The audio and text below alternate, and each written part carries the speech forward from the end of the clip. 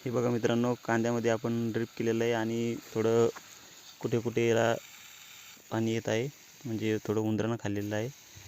तर यासाठी एक नंबर उपाय न जॉईंटर टाकता आपण पाहून घ्या. मी आता तुम्हाला एक उपाय दाखवतो.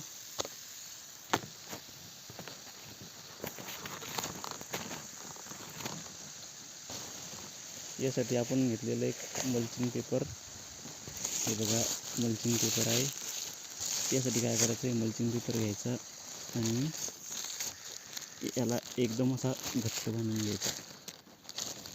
घट्ट बांधून घेतला. कोणाच्या बी शेतात उरलेला मल्चिंग पेपर, टाकून दिलेला मल्चिंग पेपर आणायचा आणि त्याला ड्रिपला बांधून घ्यायचा.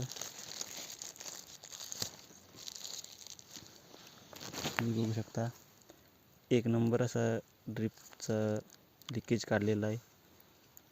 कोणाच्या बी शेतात मल्चिंग पेपर असेल तर तो आणायचा आणि आपल्या ड्रिपला कुठं खाल्लेलं आहे ते बांधून घ्यायचं.